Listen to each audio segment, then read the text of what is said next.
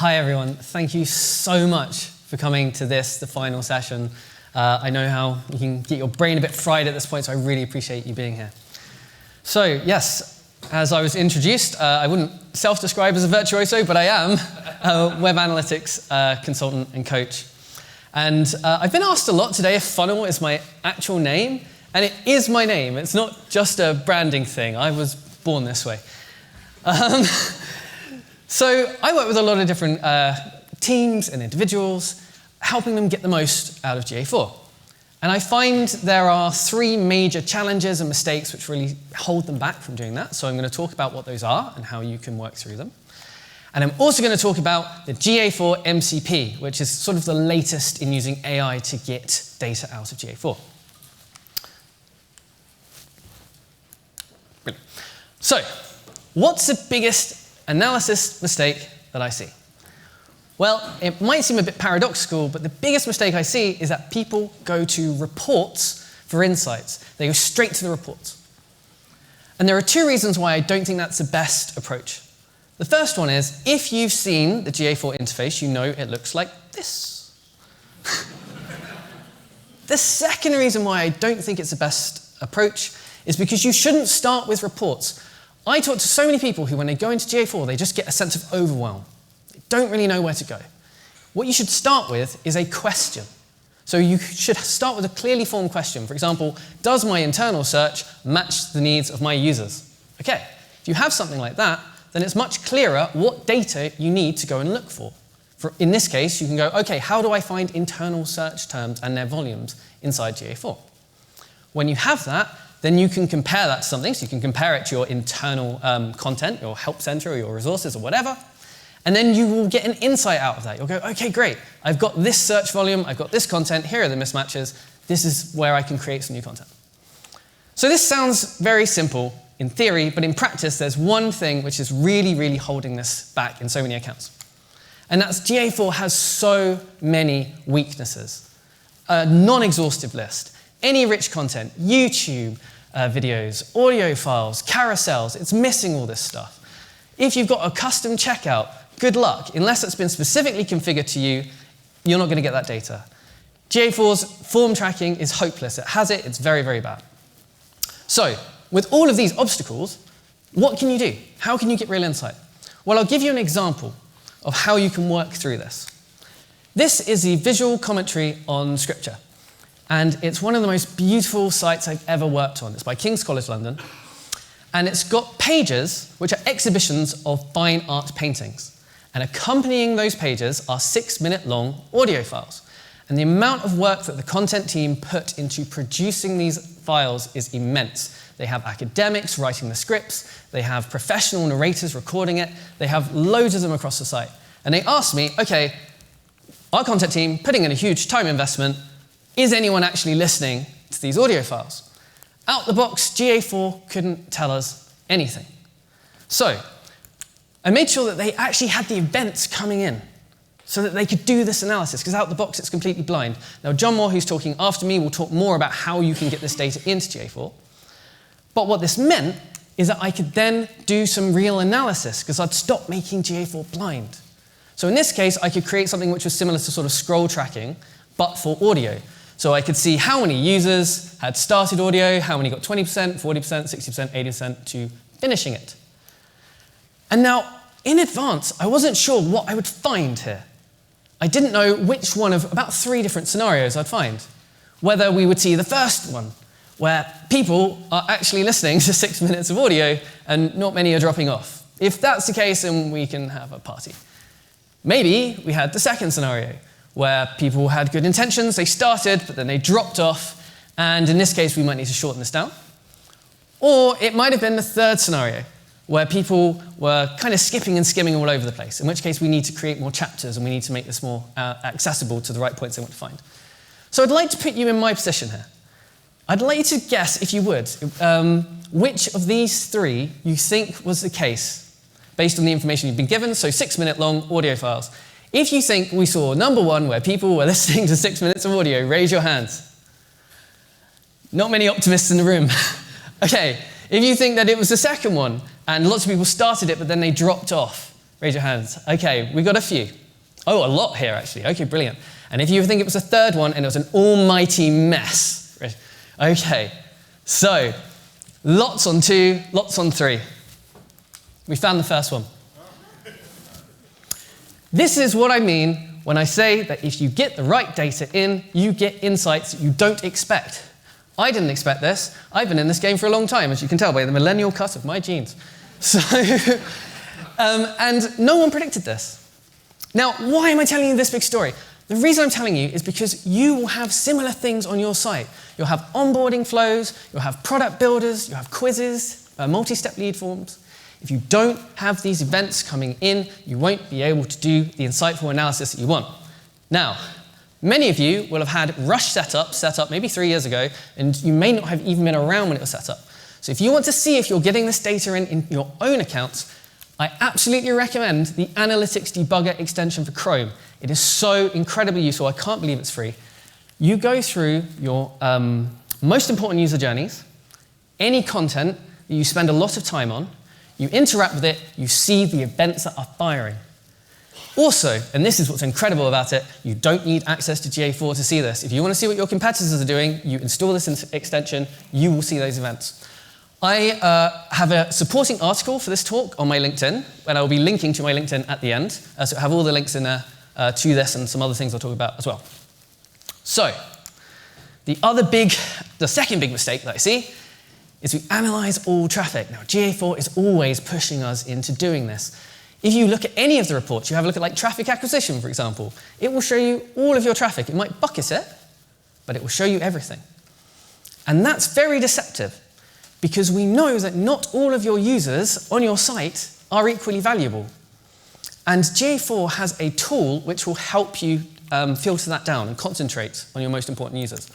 And that's the audience tool. And it's very powerful, but I see it very underutilized. So audiences, how they work is you have a set of criteria and you say, okay, if a user meets these criteria, then they're in this audience. A really basic example would be if a user has ever visited the homepage, they are in the homepage audience.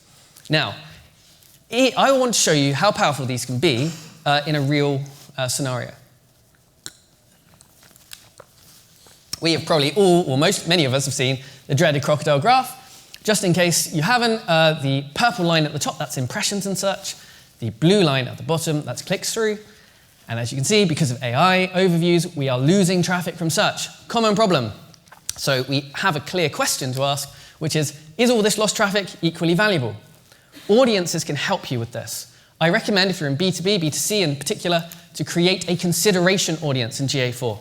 And again, I'll have precise step-by-steps in the interface in my supporting article, but I'll give you the general themes of it here.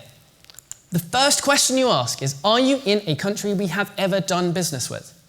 So if you have never done business with the Federated States of Micronesia, they don't need to be in this audience. So you can get this list from your sales team or your CRM. That's just the first criteria. The second one is, has this user ever been on a page which might indicate genuine interest? So for B2B, it can be things like your About Us page, your Services page, your Clients page. If you're in B2C, it could be things like product categories, product detail pages. But you're narrowing it down to users which are doing anything which might signal genuine interest. And that's it. Just 2 steps. It seems very simple, but it can have remarkable consequences. Here's a client of mine, and you can see their organic traffic. And you can see they have been bitten by the crocodile. It's going down. Not good. If you filter this report in GA4 by their consideration audience, then the trend looks like this. It's going in completely the opposite direction. Now, actually, this client, they've done a site redesign, so it's a bit janky where Google's getting its head around it. But it's going in the opposite direction. This is really useful if you're managing stakeholder expectations, because you can say, okay, yes, we're losing traffic, but that stuff which is more kind of the middle, the bottom of the funnel, it can be static or it can even be going up. Now, not everyone will be defining their audiences by country. So I work with some NGOs where country isn't a thing at all. So for them, it's things like users who download a PDF or users who are spending a certain amount of time on their resource pages. But just ask yourself, what would someone who is valuable to me do on my site, and create an audience around that. I think a lot of the time people get very scared of filtering anyone out because it's a little bit like if you clear out your attic. You go, oh, if I throw this away, I might be able to use this for such and such. But you filter out a little bit of signal for filtering out a hell of a lot of noise. So I really recommend creating audiences like this. Now, the final big mistake that I see, and I did not use AI to generate this, as you can probably tell, is using GA4 as a lone ranger. So a lot of people ask me, how do I improve my conversion rate with GA4? I don't think that using it by itself is the best approach. Especially when you're looking at CRO, you want to ally it with other approaches, like heat maps and session tracking and usability testing and so on. Now, GA4 is very powerful at telling you important things about your users. For example, it's very good at telling you what devices your users use. And we also know that errors on the devices your users use is just money left on the table. So we have a clear question. What devices do our users use? What's the conversion rate on those devices? But GA4 by itself can never fully answer the question. For example, if you have a lower conversion rate on older models of iPhone, you can't tell if that's because you've got something that's completely off screen, which happens a lot, or if it's just because that demographic naturally converts less. So you use this instead as, GA4 is more like a flashlight. It's saying, okay, these are areas of concern, but then you want to do more investigation. So in this case, you'll do real-life device testing. And so I'll show you in a second how you can get the initial device testing list in a few clicks. But the important thing here is that you're not using GA4 on its own. You're using it to get a list of devices that you'll just buy, or you can use cloud providers, go through your important user journeys, see if there are any errors on the devices that your users actually use. So if you want to get this device testing list, and Craig Sullivan's Looker dashboard is incredible on this. It's very good at bucketing these devices at a level that you can't get inside the GA4 interface. So again, I will have a link to that at the end of my slides, but if you use that and you buy the devices and you go through those processes, then you can find money that's just lying on the ground. Okay, so I'm doing a talk at brightonSEO in 2025. I have to talk about AI. So we've got the GA4 MCP, which is making a lot of noise. So if you're unfamiliar with the GA4 MCP, what it does is it lets your LLM client, which is something that you will download, talk to GA4. So this is slightly different to if you're used to using a web-based client, this is something you actually download, like Claude Desktop. This means you can ask a question in plain text, and you can just get an answer back. So this seems brilliant. I've been talking about how you should lead with questions. You've got plain text queries.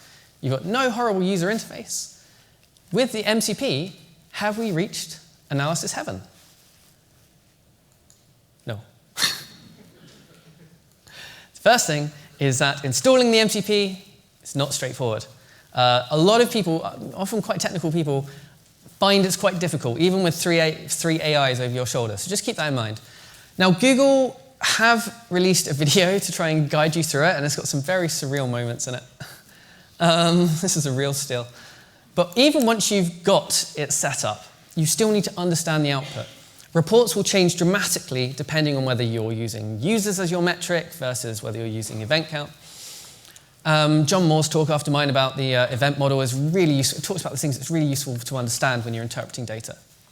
However, it is extremely good at thematic analysis of text data, and there's a ton of text data inside GA4. You have things like internal search terms, you've got things like page titles, product names, product categories. If you want to ask something very thematic, like, for example, have we sold more technical mountaineering gear this year versus last year? You can do that with the MCP. You cannot do that inside the GA4 user interface. Another thing which I find it's really, really good at is it lets you add context to your data. So if you use something like Obsidian, which you can download as an app, you can create markdown files which let you give your MCP more context. So if, for example, someone has set up your GA4 account 3 years ago and they created a document with all of your custom dimensions or metrics or whatever, you can put that data into Obsidian and you can reference that when you're asking questions of the MCP. Other things you can put in, your content marketing strategy, your ICP, anything else that you want to give context to, and we know this is so important with LLMs, you can add that in. You also have the inbuilt web tools like your crawler and the search feature as well. I think the crawler is particularly effective. So if you want to do a lot of ad hoc analysis, this can be really, really useful. For example, if you want to do some ad hoc SEO analysis, you can say, show me the top 20 pages by organic search over the past year, crawl each one, and assess them on a scale of 1 to 5 for content freshness, and give me some ideas for updating each one. Or if you've got a product launch, you can say, okay, give me my top 20 resource pages, and then crawl each one, give me an idea of where I can organically link to my latest product launch. So I think this has a lot of potential for ad hoc analysis. I personally use it a lot when I'm auditing clients. It's found some things which would get missed by a lot of automatic things. So I found some personally identifiable information in some accounts using the MCP. If you're intermediate or above, I really recommend just going through that barrier. It still has the same problems that LLMs have had for a long time. It's still this alien life form that we've met in 2022. It can sometimes throw up weird glitches and stuff. But by and large, I find what it does very good because you're giving it specific context, specific URLs. I find it reliable. So, to sum up, I really urge you to start with questions first. Start with what you want to know first. So often I see people get so frustrated with GA4. If you have a sense of what you want to get out of it first, that will also guide your learning. So if you want to learn more about it, you can go, well, I want to learn about this, this, and this. It really helps clarify things. Remember that GA4 is missing a lot out of the box. Often the reason you're not getting anything out of it is because it's so unique to you. There are so many different permutations of custom events and custom metrics and things that you can get to make this thing really work for you. And this is often why I know a lot of people who comment dashboard on LinkedIn posts, and they're never really that much further along in a month's time, and it's because it hasn't been configured to you. And try not to make GA4 a lone ranger. I mean, it's very tempting for me, and this is one of the tools that I use the most, but it's often best when it's used in combination with other approaches. And it can make you somewhat less frustrated with it. Now, I've covered quite a few things. I've mentioned a few tools and dashboards and stuff. So if you go to my LinkedIn profile, then you will find the links to everything I've talked about. I've also got some step-by-step stuff. So where I've been light on the step-by-step technical detail, it's in there. So yeah, so just go there. Thanks again so much for coming. I really, really appreciate it. Enjoy the rest of the session. If you've got any questions about your own accounts or anything like that, find me at the end. Give my take on it. Thank you so much.